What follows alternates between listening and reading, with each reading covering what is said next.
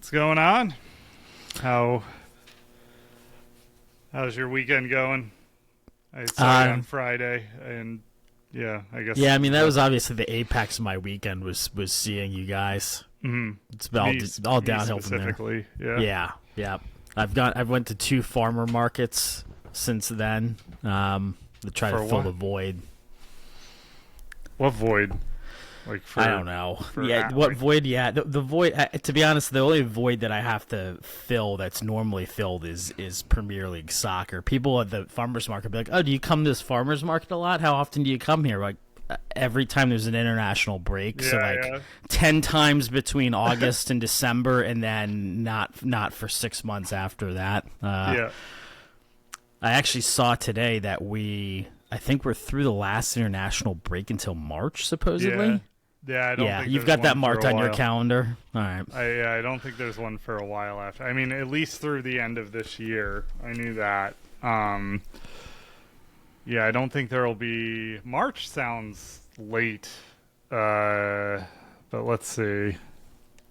Yeah, I figured I need to validate that, but it could be right because I mean they play games through the holidays. I mean, it's almost into December at this fucking point anyways. Yeah, March 17th is the next one. God, thank God. Yeah. This shit sucks. Who gives a fuck about these international teams? I can't even... out of curiosity, I wanted to see... Like, I tried to actually pull up the stats from the USA game to just have in front of me. Like, again, who scored doesn't even, bother tracking stats of these bullshit CONCACAF Nations League games from what I can tell. But, yeah, it's also... I don't know if you know... what episode number this is for us, but it's our 75th episode if I was looking at the right tracking, which sounds about right to me. Yeah. It's been about a year and a half. So good stuff. Yeah, I wanted to thank all the listeners for sticking with us. I know I've had a lot of fun doing this almost every week, and you've had a lot of fun, and Luke has a lot of fun when his corporate overlords will give him a break to come and join us every once in a while. But yeah. It's definitely it's been cool. It's been a cool thing for me to channel my, I guess, passion for this, at least in the States, sort of still a niche sport to follow. Into something that we do every week. So yeah, because I mean, otherwise, you'd probably just be left to walk up to innocent bystanders at various beer festivals and start talking to them about Premier League soccer and socioeconomics, and at least this is a cathartic experience that spares others, right? Yeah. I'm trying to look up the. So the U.S. men's team, we don't play until tomorrow. Yes, they play the second leg, the home leg. I think that's the game in St. Louis I was looking at one point, right? Yeah, I think that's at 8 tomorrow night, which would be Monday, when everybody will probably be listening to this. But, yeah. I watched part of this one. I have it up on SofaScore. SofaScore has what were you interested in? You were looking for player ratings or what? Oh, I don't know. I have a bunch of things to talk about, but this game wasn't really one of them. but I mean, we won. Player of the match was Scott Sterling, Matt Turner. Yeah. So Matt Turner hears you every time. I apologize for nothing. No, I mean you shouldn't. I just assume anytime he has a game like this, I assume the ball is hitting him. He's not hitting the ball. I mean, in fairness, right? He gave away the penalty that he then saved. I mean, maybe you blame the defending there, which continues to kind of be a sore spot. But I thought he could have done better on that play as well. It's a bit tricky because. I've realized that the reality of the situation is that there's not a single playable field in all of CONCACAF, and certainly not whatever pile of shit Jamaica rolled out there. But it's been well documented how their own players feel about that federation, much less how we and the rest of CONCACAF feel about the other participants in CONCACAF. But it's Yeah, it's kind of a shitty whitewashing way of putting it, but like there's like Canada, the U.S., and then like 58 banana republics that can't put a fucking field together or grow grass. Like I don't know what they're doing. Like we beat the shit out of our fields because we were doing all this other dumb shit, like having the NFL on our fields, but. I'm not really quite sure why the national stadium for Jamaica looks that banged up, but anyways, there's my bi-monthly diatribe about CONCACAF. It's a weird it's a really bizarre program in general. It's a rabbit hole I'd encourage, like if you have like, I don't know, spare 30 minutes to like look on YouTube for something that explains the issues with the Jamaica national team. Or could you read through that while you're simming Football Manager matches, or are those sims pretty quick? You could do that. You know what? That's a big story that we haven't covered, is that Football Manager has been delayed. I never brought that up. Shockingly enough, that hasn't hit my radar. Yeah. So I'm glad you're filling us in. Like a huge delay. It's just like shocking the football world. Yeah. Do you want to dive into that right now, or should we keep talking about? I don't know if that's of. Yeah, I guess. Well, is that a? First, let me answer that with a question. Is that what percentage of our listeners are interested in Football Manager updates? I mean, I don't know. I assume all of them. All of them. Okay, sure. Yeah. All right. Let's fill it in because I'm uneducated. What I'm into, everyone is interested in. You know. Yep, that's fair. We should probably just work from that basis moving forward. That's the framework with which I've applied that framework to my entire life, and here we are. I've kind of noticed that. Yep. But so like Jamaica, so there's this like Leon Bailey's adopted, so his father who adopted him has also adopted like tens of other children in Jamaica. So he's literally running the Messi program down there? I don't want to, like, so he's a former soccer player. Yeah. And then he keeps adopting children and trying to turn them into, like, soccer prodigies in Jamaica. And he struck gold with Leon Bailey, so to speak. And he has been dangling Leon Bailey in front of the national team and being like, you have to place my other children on the national team if Leon's going to show up. And then he runs this, like, he has like a whole propaganda machine there in Jamaica where like just articles get like churned out about what a great guy this dude is. Oh, and he owns the academy too. Yeah, he owns the academy. Dude, it is corrupt. I really do. Like, if you have some time to just watch, like, you can like look it up on YouTube and like watch a documentary. And then or something. he was calling out the federation too. Yeah. Yep.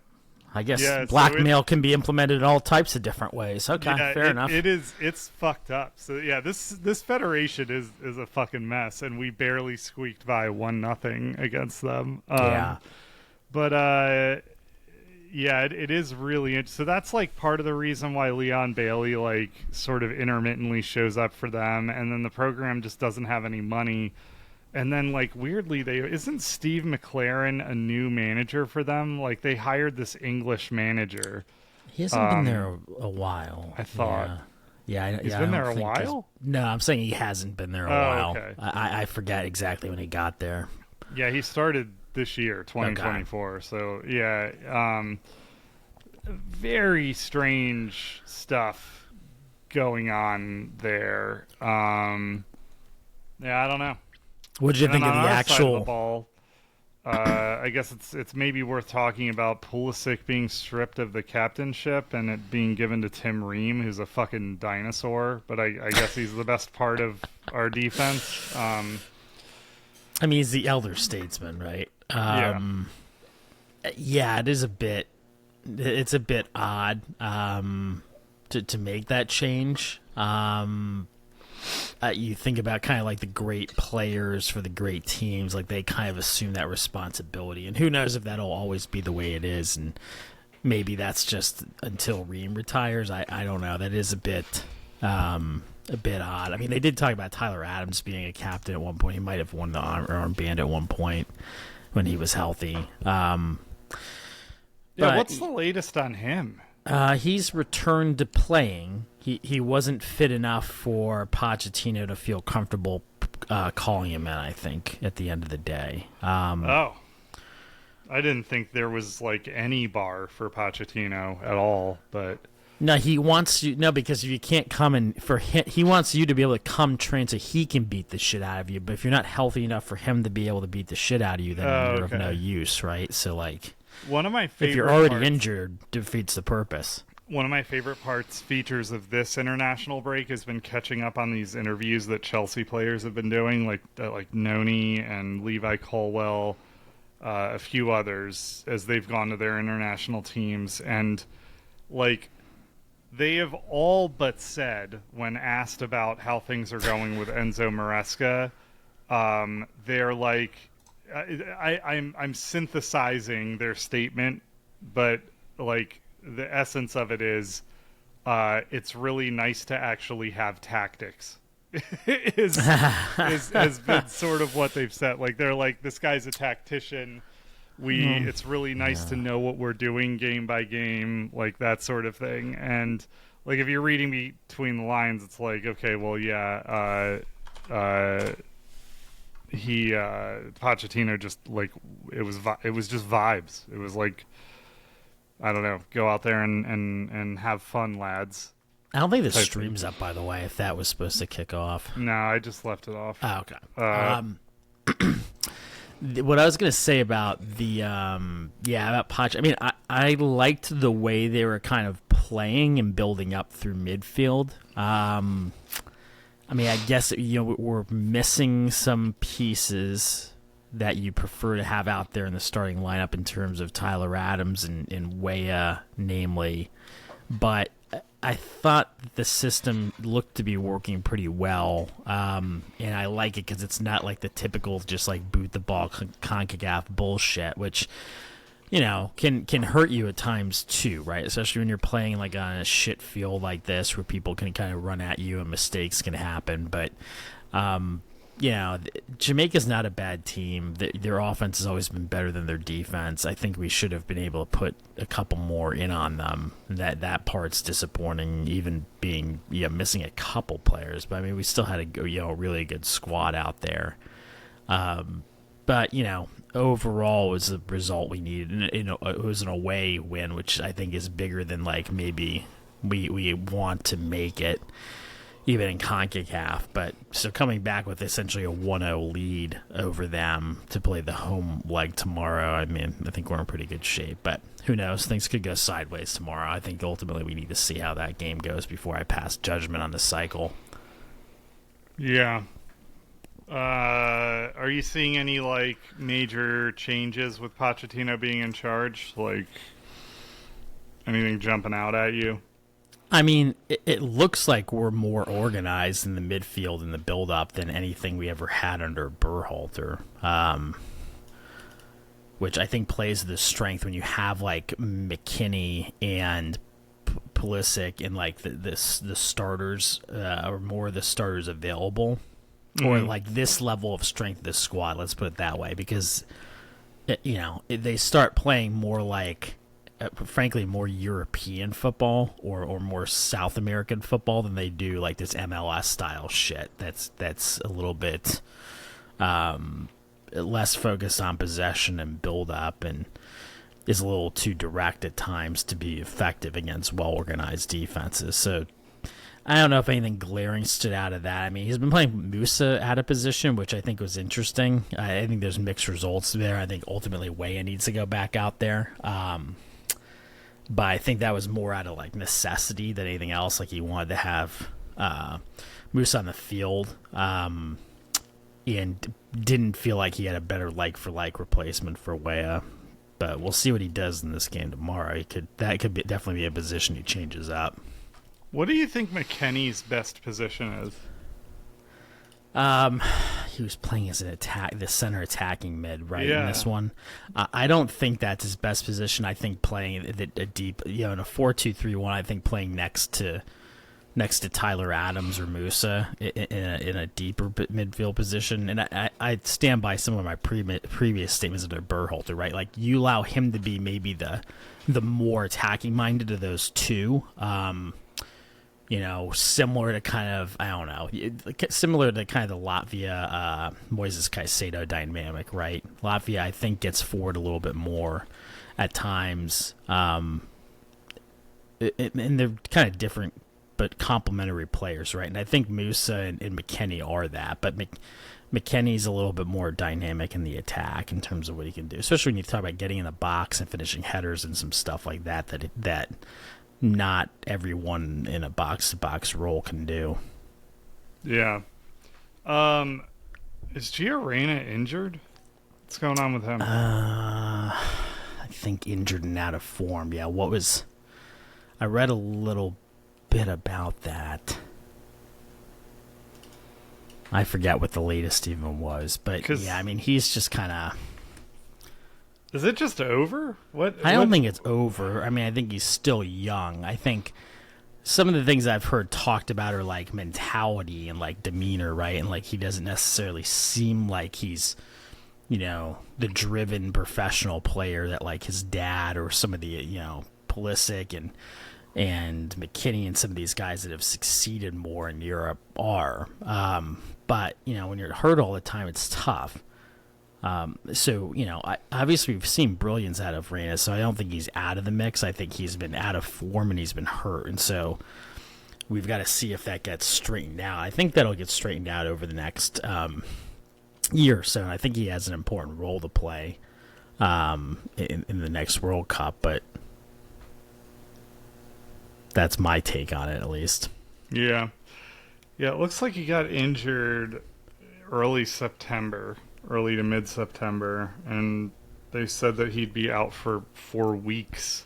Not for 4 weeks, just 4 weeks with an injury. But I don't know.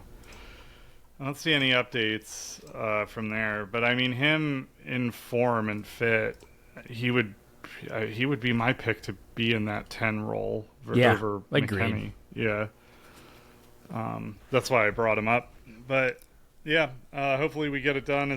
That's tomorrow? Yeah. I guess. I mean, hopefully. I don't know what this is for. What is this for? We don't have to qualify for the World Cup. It's essentially the same as this UEFA Nations League shit, I think, essentially. So there's the UEFA Nations League, and then there's the CONCACAF Nations League, and then eventually it goes to a final. And you can win a trophy. Is that what's going on with England too? Yeah. They have something. I don't know if it's over a longer duration or it's a different kind of.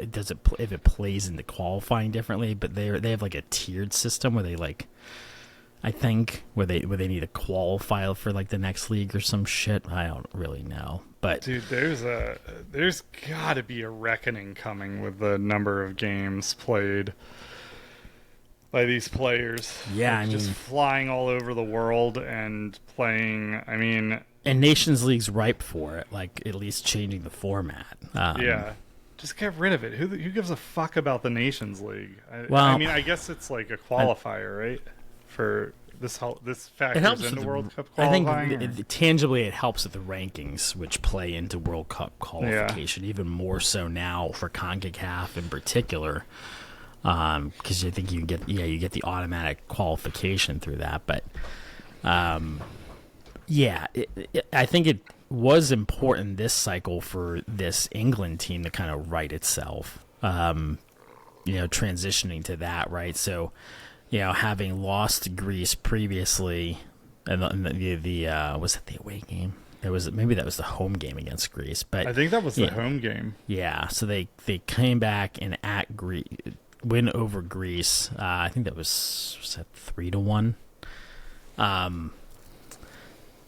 But basically with I think it's unfair to call them the B squad because I don't think there's as many superstars that miss this as people would would lead me to believe, or others to believe, like Foden's not particularly in form right now. I think Palmer's the standout to me, but certainly a different starting group than we've seen at times. Still without Tuchel taking over, right? Because he doesn't take over to January. But, a team that looked very good against Greece. And we can talk about, I've got questions about Ireland, but, beat the crap out of Ireland. I thought Harry Kane looked kind of useless in the Greece game. I didn't watch the Ireland game where he scored, but I don't know that he is the international solution against better teams at this point. Especially with Ollie Watkins available and some of the other attackers. But so he scored a penalty. It wasn't from open play against Ireland. If I'm England, I'm probably thinking about the post Harry Kane world right about now. How did I don't know, what's he, 32?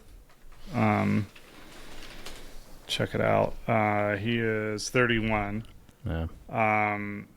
He'll be effective. I think he's still tearing it up. 11 goals in 10 matches in the Bundesliga. So he's still got it, but you're going to start to see it taper off pretty quickly here. Yeah, I don't. It's surprising to me how ineffective he's been in the England squad over the last 12 months. But maybe he writes that.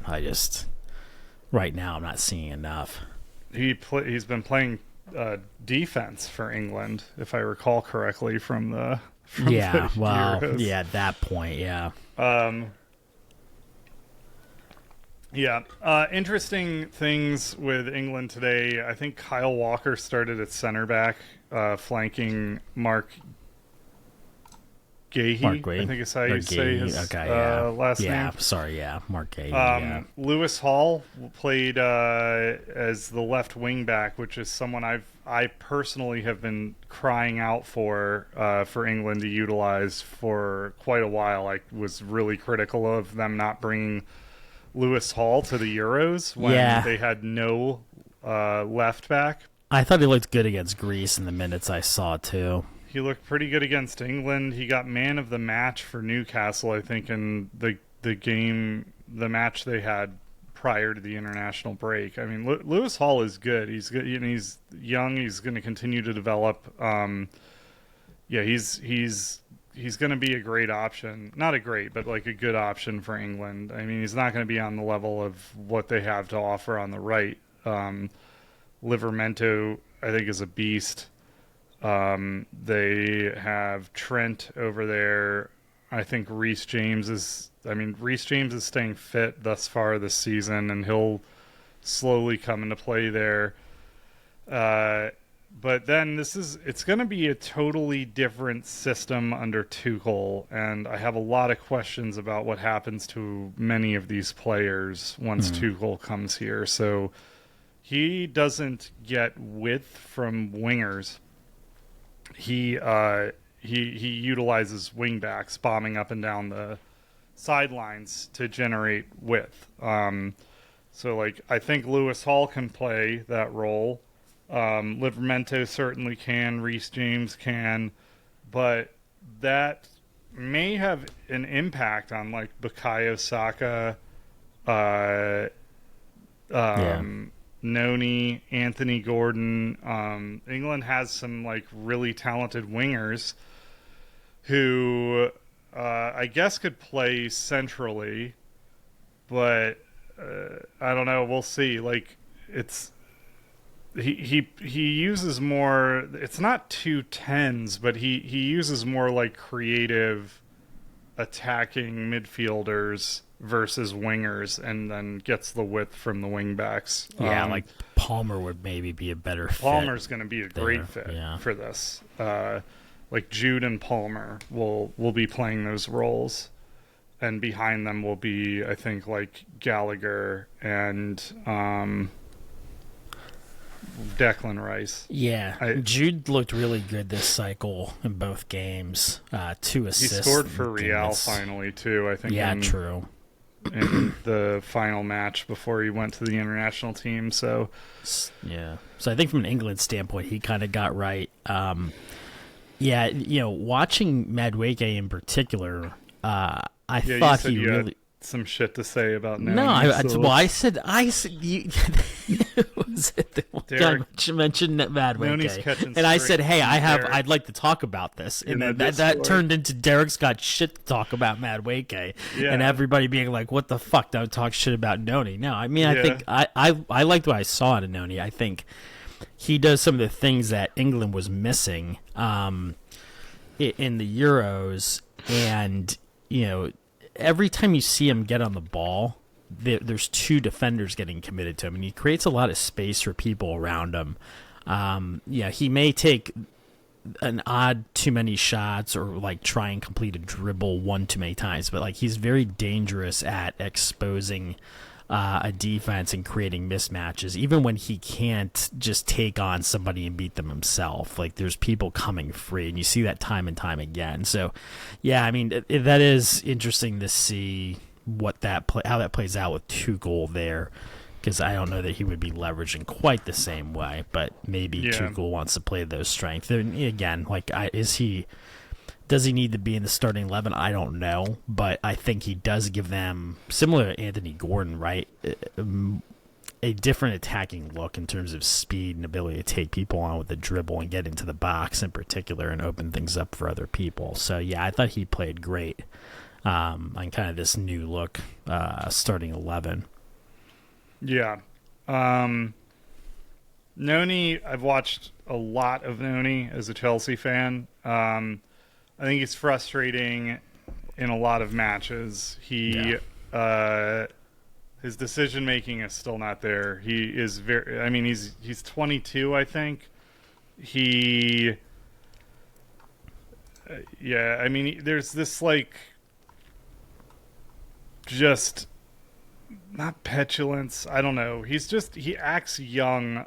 In ways he doesn't like look for the pass when he really should. He takes these like very, very low probability shots a lot of the time, holds on to the ball for too long, and he makes up for a lot of those issues with this sort of like unbelievable skill. Like the problem is, if you could call it a problem, is that like he takes these impossible shots and 1 out of every 3 goes in, and they're ridiculous goals.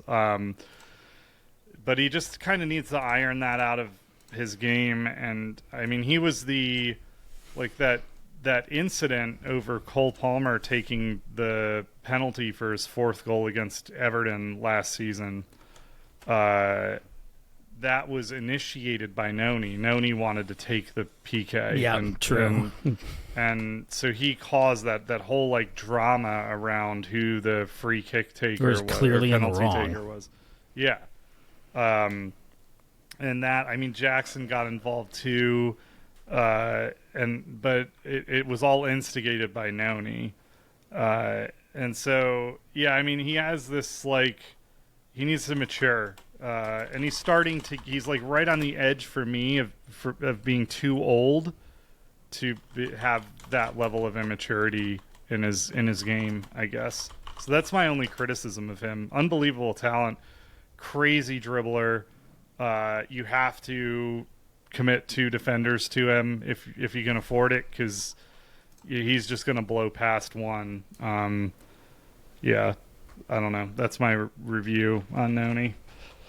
Hopefully that wasn't. There's some one of our friends in Discord. They were like, please don't talk shit about Noni. It'll trigger me. So hopefully that wasn't too harsh. Yep. Anyway. So the only other question I had is, you being Irish, can you explain to me like what? I don't really know a whole lot about it. Like, I know that there's, for some reason there's 2 countries, neither of which I want to visit, because they're both a bunch of grass and fucking potatoes, and the food sucks, and I actually can't communicate with people there either. Like, I've gotten a cab and can't even tell them where the fuck I want to go. You don't get Kerrygolds? I do buy Kerrygold butter. Yeah. I do buy Kerrygold. I love their cheese too. Yeah. Irish cheddar. Yeah, but I don't. You're as it turns out, I don't need to spend Kerrygold. $400 on Aer Lingus to get this stuff. So, but why? So there's two terrible soccer teams. They can't field a decent one, and then they've got two different countries. I assume it's just like because one wanted one stupid ass religion, the other one wanted some stupid ass religion, and the British decided to get involved, and now we've got two bad soccer teams. Brother, I don't know what I truly don't know what the difference is between the North England. I actually thought you were going to be able to help me here. I have no idea, dude. I've never visited Ireland. My family, we have land in Ireland. Do you? Family. In which one? The good one, the one that's not a terrorist. I know that. Yeah, there's the Northern Ireland is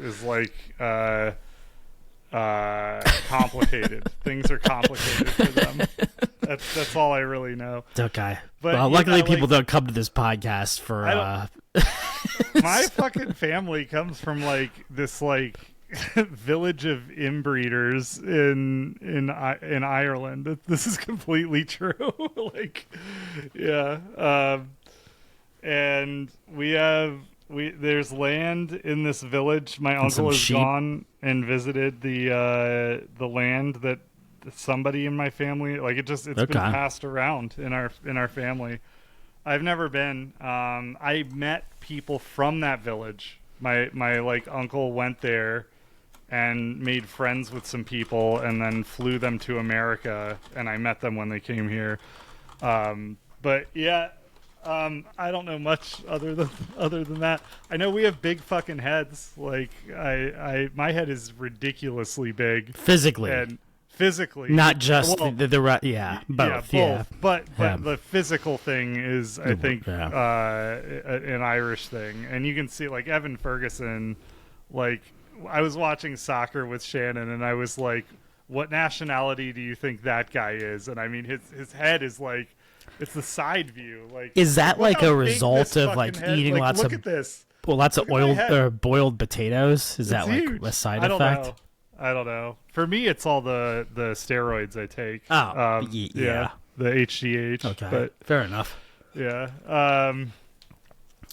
Anyway, wow, I took that in a weird direction. That's I kind of baited you into that one. All right, well, that's our coverage of the UEFA Nations League. I don't understand. I know that they were really excited about Evan Ferguson. I think there's another Irish player on Brighton who is he on? Yeah, Andrew Moran, I think. He's thought to be fairly talented. He plays for Brighton. I don't know, but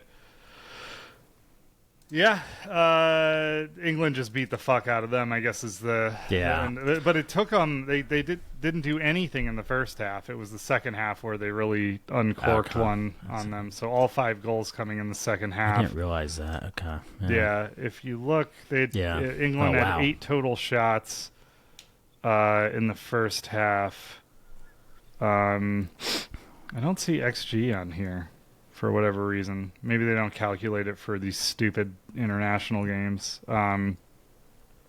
But yeah, the second half, they went off. Pretty lopsided game. The other result I happened across that I thought was interesting was France 0-0 to Israel. I think they took something like 26 shots in that and didn't score. That seems like France to me seems like another team a little bit falling into the England trap, but they need to kind of mix things up. And granted, Mbappe's a big problem because his form is shit lately. But I don't know if it's a changing of the guard and people like Conte need to be role players at this point or what. But that result stood out to me. I think the Champ is kind of boring. He's just coasting at this point, right? Yeah, I think his tactics are him. He's like a more successful version of Southgate for me. He plays He plays a very conservative. He takes a very conservative approach. He just has, during his tenure, had like way better players than England had. Yeah. I mean, France is a ridiculous team. Like Zaire Emery is insane. We know how good Michael Elise is. Yeah, like He this could've been wasn't a playing bad for team, England, which is too. what stood out to me. Like for them not to be able to break through against, an objectively an atrocious team in Israel. I don't really get, but Israel has this one good player who plays in Bundesliga. Looks like he had a howler in this one. Oscar Gluck, I think is how you say his name. He's lined up as a left winger in this one. I think he probably plays as a 10 or maybe he plays in the Austrian league. Let's see if I can pull up where he's playing. But he's thought to be pretty good. I think he's the same age or very close in age to Arda Güler out of Turkey, and they were just both thought to be these like very high ceilings. Yeah, so he's at RB Salzburg, so I think he's in that's the Austrian league, right? Salzburg, no, that's Bundesliga. Yep. Oh, sorry. Am I an idiot? That says Bundesliga? No, that's not Bundesliga. Salzburg's Austria. Yeah. Oh, Austria. It's the Austrian Bundesliga. Okay, sure. Okay, yeah. Okay. That makes sense. That's interesting. I guess Bundesliga just means like soccer league in German. I don't know. Probably. I have to ask Yeah, Shannon. She's like fluent in German, but today I learned or inferred, I guess. Yeah. But yeah, they're fourth in the Austrian Bundesliga, and I think he's a pretty big part of that team. See if I can pull up some match history from them.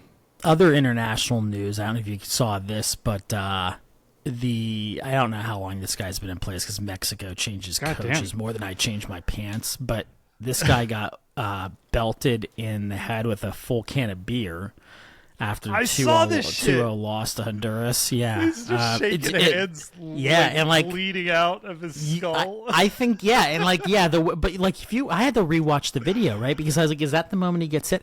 Like he just takes it off the skull and just doesn't break stride, which I think says a lot of things about the state of sport in Mexico. That the coach is taking a beaner off the head and B just like walking through it and bleeding all over the place and like doesn't even like want medical attention. He's just got fuck it. This is just got to. People are like trying to pour water on him because they feel bad for him. He's like profusely bleeding out of his skull. Like I don't know. It seems like there's more like just classless shit to talk about every week with this team. All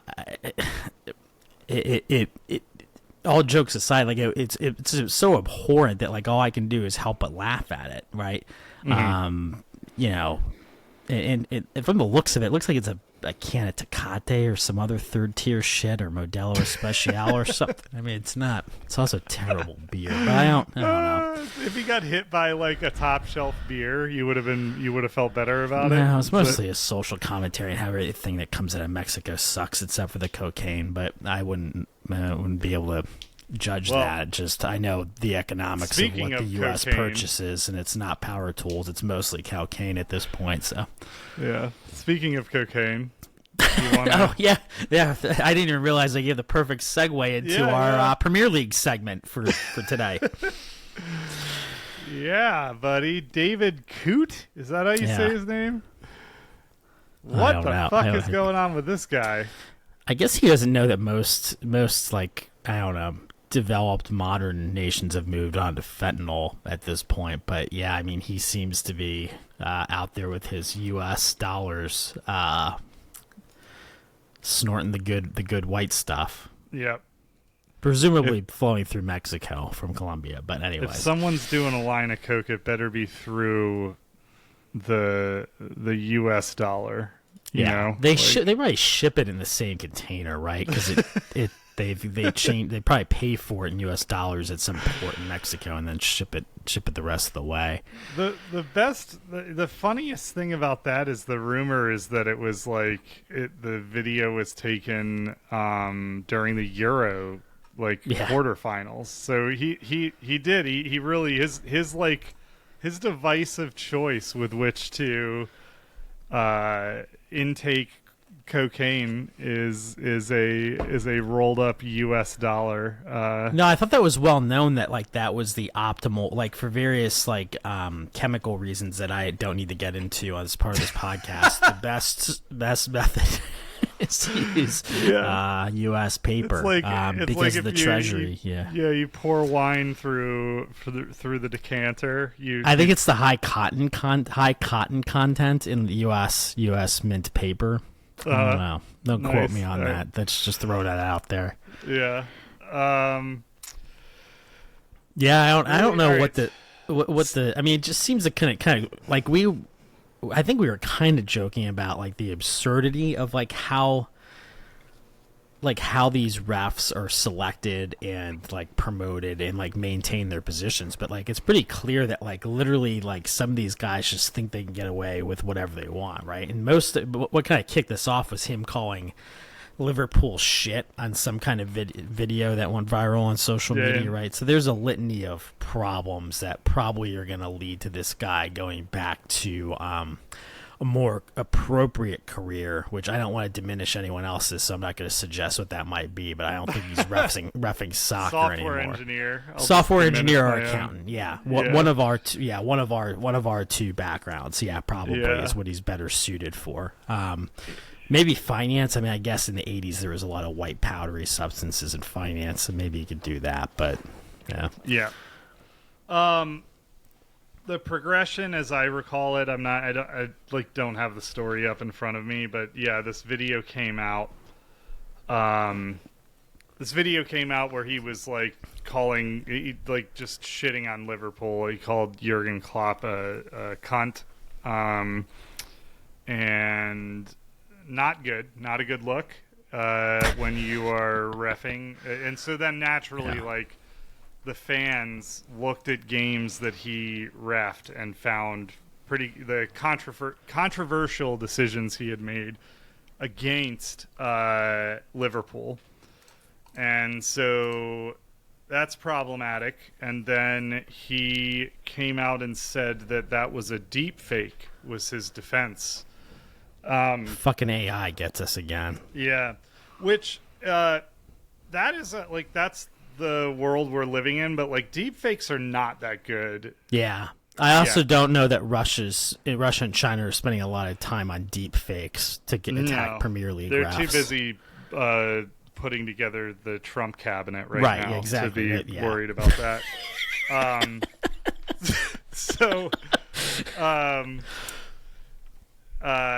Anyway, that I think was ruled out at this point, but as I understand it, the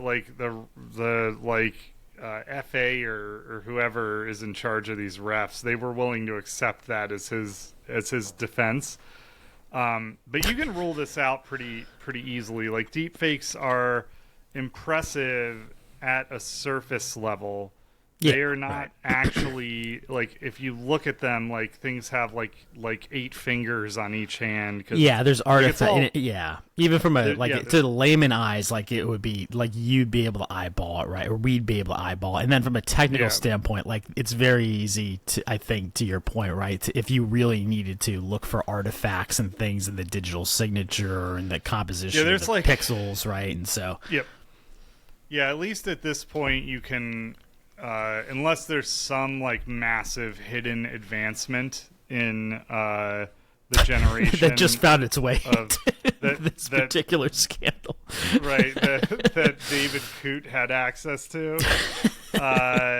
This could be detected fairly easily if that was a deep fake. I don't think it was a deep fake, although I haven't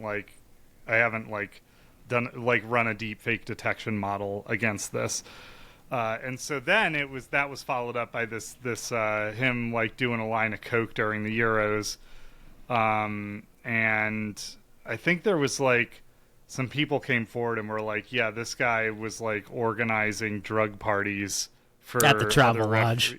Yeah. And, yeah. During the halftime break, right? Yeah.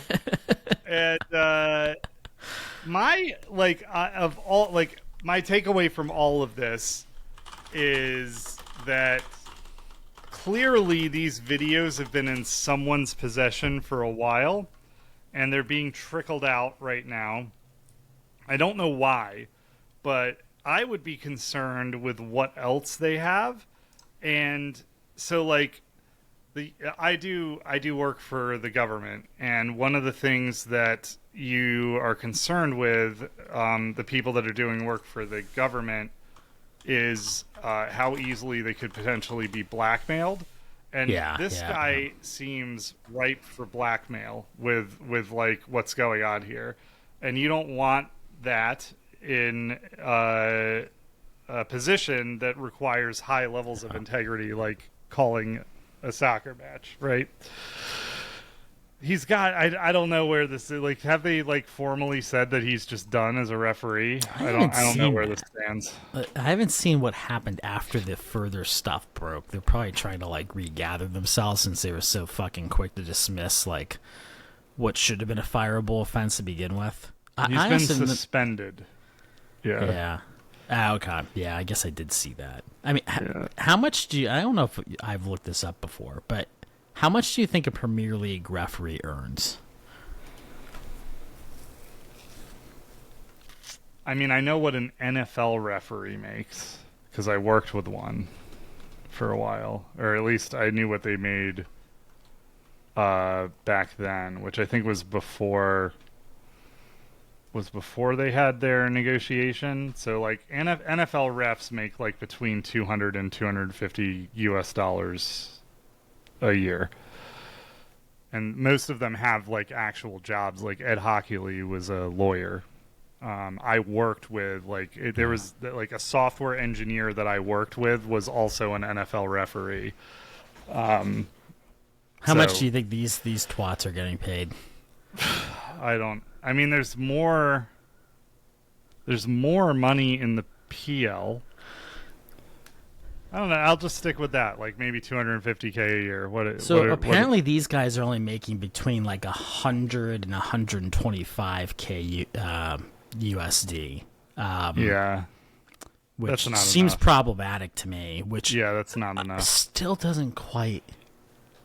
Yeah, I mean, I don't know. They've got to be getting travel stipends, right, for this stuff? I don't know. At that point, I'm still not sure I'd be having my drug party at the travel lodge. But I guess if you got to pay for the goods and then the booking, yeah, I guess it adds up quick. And then you got to get snacks later and probably beverages for people. Doritos, Domino's. Yeah. They probably drink they probably have similar taste to whiskey that Luke does. They have to buy the good stuff. Shannon's been living with me for over a week, and she's not once ordered Domino's, by the way. Maybe she's off that kick. That face. Did you see the pictures from the last two misadventures? I didn't see the pictures, but I walked into her house and there was this fossilized brownie box on her counter. Yeah, that was when she was like, I ordered brownies, and I was in $5 worth of Domino's brownies. Apparently, is enough to feed a family of 12. Yeah, it's a pizza box amount of brownies, and she had it sitting on her counter, and I was like, wait, you ordered this again? And she was like, yeah, I wanted brownies. I'm tasting my way through the menu. Yeah. The cheesy sticks were a sight to behold as well. I'll leave it there. I can't even. I don't want to think about that.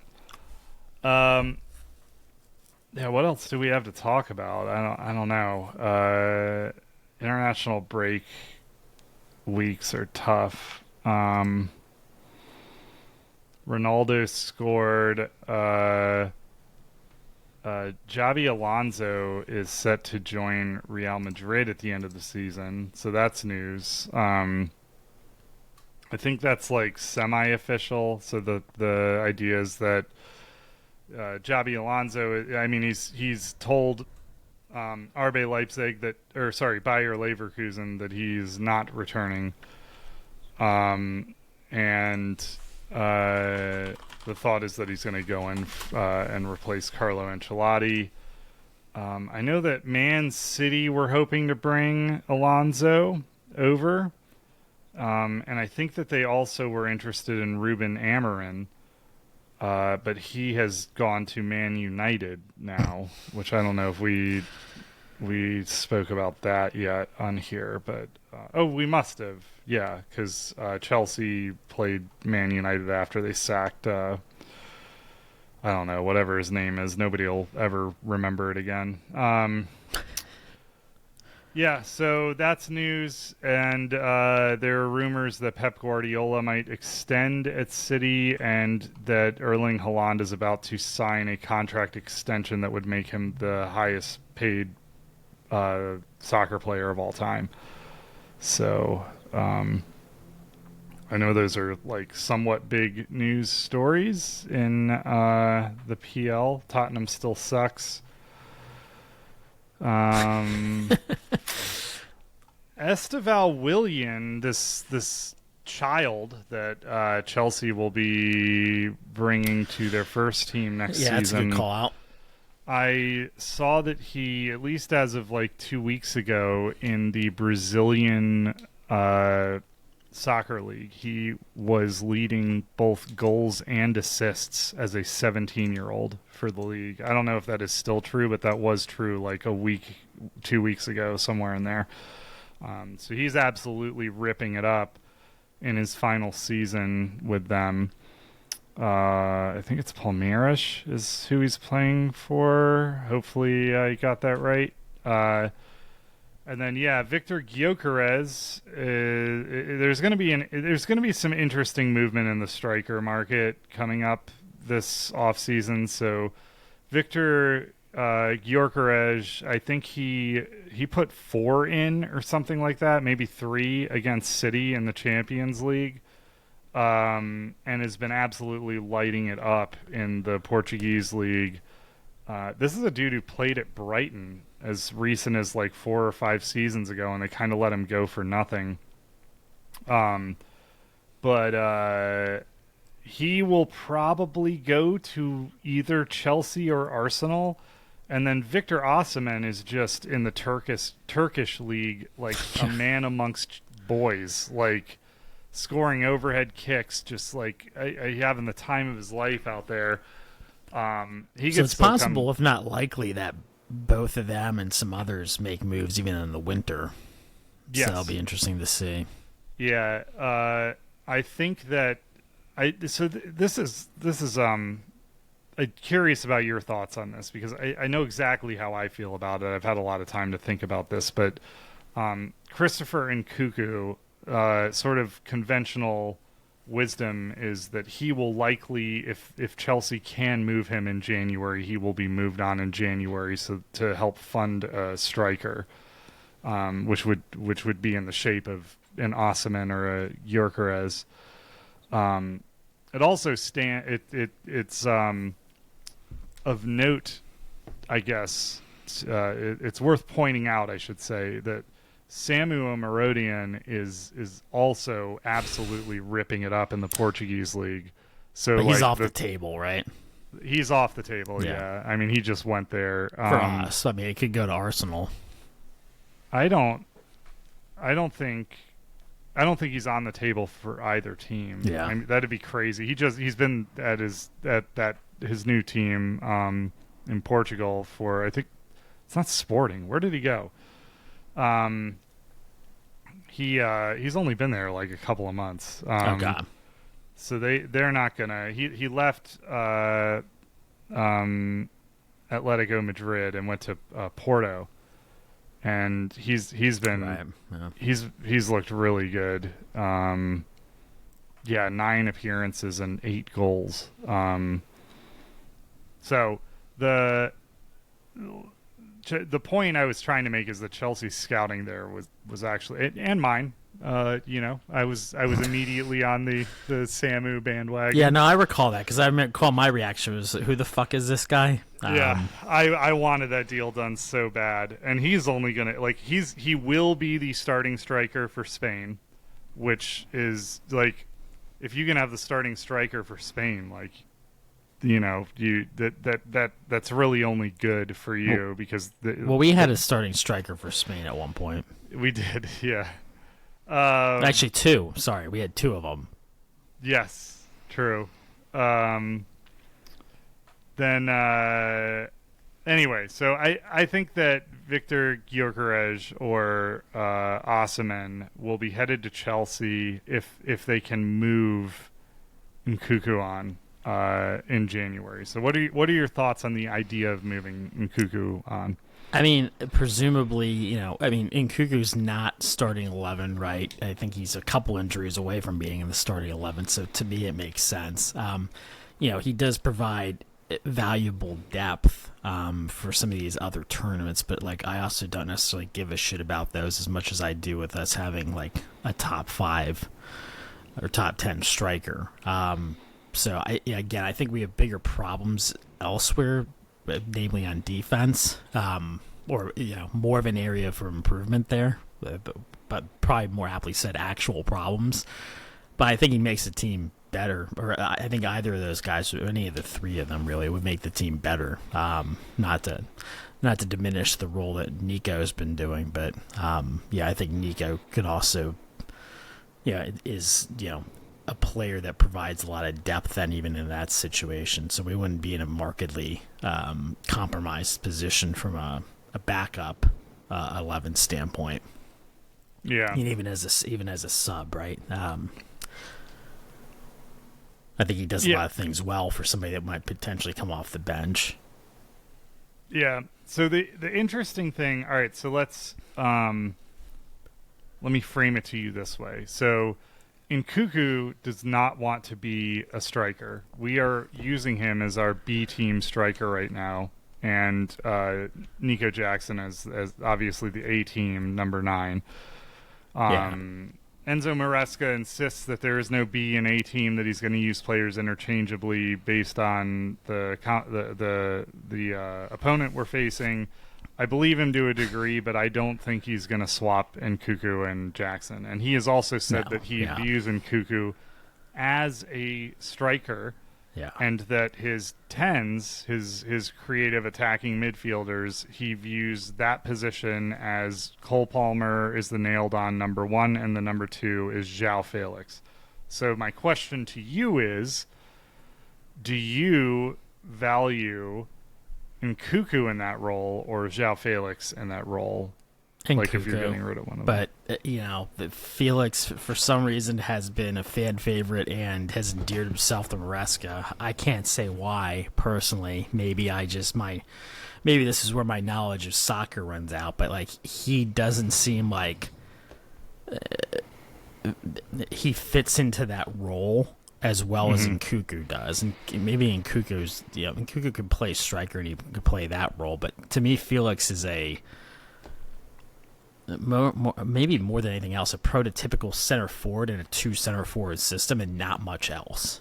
Like, I don't know what else he is, because he's not a winger. He's not a prototypical cam. I think he's useful as a Felix sub, or but Nkunku? Felix. Yeah. But Nkunku to me looks like he's better in the build-up, better holding the ball up, dribbling, attacking, more consistent with decision making. Every phase that you kind of want from that position, in my opinion, but that's not the prevailing sentiment with the team and the coaching staff. So yeah, it is interesting.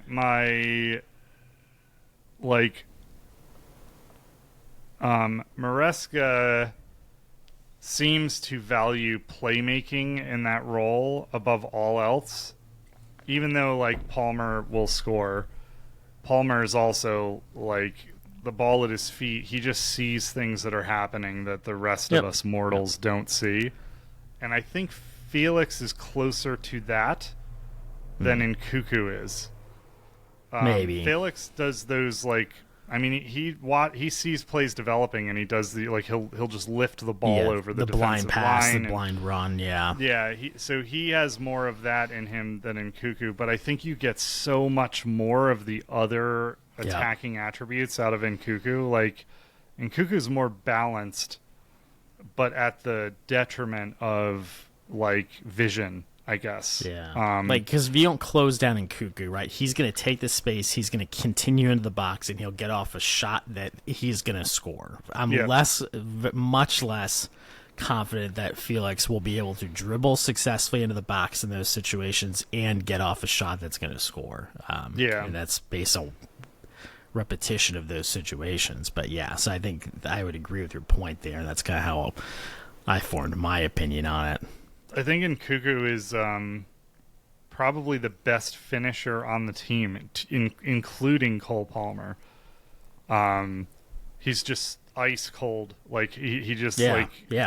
He is I think you've called him. He's an assassin. He just arrives in the box, and like in a crowded box, will just find the one window that puts it in the net. And that is a tricky thing that you're giving up, right? Because now that's a very valuable role to have coming off the bench, and it's not a role that I wouldn't say Nico can't play, but that's not the role he's been asked to play, right? And in a different position, I guess, right? So yeah, so that'll be interesting to watch develop. Nkunku's clearly not happy at Chelsea. He's not happy with his role. He wants to be starting in the Premier League. Yeah, he should be getting more minutes somewhere else probably at this point. So it makes sense for him personally too.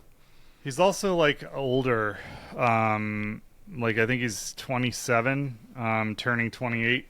And so that could be factoring into João Felix, I think, is 23, 24. So he's closer in age to the rest of the team's profile. It's crazy that like 28 would be a very old player on the squad. But yeah, he's 27. Yeah, so they'd be looking at that in terms of like value retention too. João Felix is 25. It's not that. I mean, 3 years. I don't know. Yeah, so we'll see how that develops.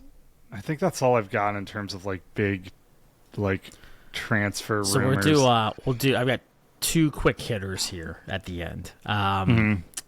One is Chelsea's women's team is now 10 games unbeaten in their last 10. So props to them after the coaching change and some new faces there. They're cranking. Kat Macario of note, healthy for them still, and I think she's playing a pretty good amount of minutes there too. The next quick hitter is a question for you. So I came across this yesterday, maybe. $29.60 with free shipping for a Arsenal away jersey. Too high or too low? $29.60. Yeah. Inclusive of shipping? Yep. For like to have an art like you're authentic away Arsenal jersey. Is that the one with the like zebra stripes? The horrible black stripes on the green with the fucking teal writing. Well, I mean, I'm a Chelsea fan. You couldn't give me an Arsenal kit for free. But that is really funny that those kits are... I saw one of those kits in the wild. I was at a house party, which is a crazy thing for me to say. I've been at a house party within the last 6 months. And at that house party, a guy showed up wearing that kit, and it was the first time I had seen it. I hadn't yet seen it on the pitch. And he walked in, and I was like, what the fuck is that? And then I realized it was an Arsenal kit. I was like, God damn, what happened there? That guy probably paid full price for it. Yeah, like a fucking idiot. Yeah, I don't know. What's your take here? I don't know. I'm the one asking the questions. I'm just trying to... It's probably too much. I don't know. Just start giving those away. I do have an opinion. I like the kind of unique jerseys, especially the third kit. So, like, if I was an Arsenal fan, I think that'd be good value for $29.60. I love Chelsea's third kit. But that's like that's a once in a decade banger. That one, we won't have one that good for a while. It's crazy how bad the other two kits are. The third kit for Chelsea is like, it's so good. It captures like two of two very important pieces of my life in one thing. It's the potluck you end up with when you go into every season without a shirt sponsor, right? Yeah, which is it's crazy that Chelsea, I think Chelsea are just not going to have a shirt sponsor this season. And I mean, it's because they're not in the Champions League, and at this point, the owners are they're probably very confident they're going to make the Champions League, and then they're going to come in a stronger negotiating position. I think that, or what I've read is that they were unable to convince a sponsor to come in for a 1-year deal, and they didn't want to do any more than that and get locked weird. in with no CL. Yeah. So. Yeah. I don't want to end on this, but it is news. This was in our Discord earlier in the week. It's fairly unsavory. Really, really low point to end the show on. But there is apparently, so I'm just going to read this verbatim. A Premier League footballer was last week questioned by police following multiple allegations of sex offenses. The man in his 30s is under investigation for alleged sexual essay of 2 women and sexual offense related to a 3rd woman. So we don't know who this is. No, the investigation put him at an address in North London in 2022 on suspicion of these charges, and he's continued to play for his club since. No idea who this is. People have a lot of opinions on who it probably is. I'm not going to speculate on this podcast because I don't want to get sued. But I just wanted to throw that out there because it is news. It is super unfortunate, and I think it is. It's unfortunately, there's this trend in the Premier League with these, horrible things happening. And there are more, I hear about rumors with players fairly constantly now. Some of them come to light, some of them just remain rumors, but right. Yeah. Where there's smoke, there's fire, right? And especially as it pertains to Greenwood, right? Frankly, there's very direct evidence of behaviors, and it's unfortunate to continue to see these things coming up and occurring, presumably, and the lack of prosecution around them gives me the sense that people are just getting paid out, and if that's what makes things, if that's what they want from an outcome, then full respect to them if that's what they choose to do. But it does seem to an extent we have the same problem here, but it seems like the law doesn't have the right teeth in the UK at the moment to put an end to this, which is unfortunate. Yep. That's all we'll say on that topic, but I didn't want to just ignore it. Do you have any other notes? Otherwise, I have a light thing we could comment on real quick to end the. All right, so what'd you think of watching Jake Paul fuck that old man up? Past my bedtime. I was like, you didn't watch I was like, it's late. And then I turned it back on, and the undermatch that was ending at 12 o'clock midnight. And I was like, fuck, I can't do another hour and a half of this shit. Dude, those I gotta go to the farmer's market in the morning. Beat the shit out of each other. They looked like they looked like they had the better fight, or the much better fight, I guess I should say. I don't. But definitely, a moneymaker for everybody involved, but not a good fight from what I heard and saw of it. So, Derek and I hung out on Friday, and Derek asked me what I thought the outcome of the fight was, and I told him that I thought there was a better chance that Mike Tyson would die in the ring than win that fight. And to me, you're right about that.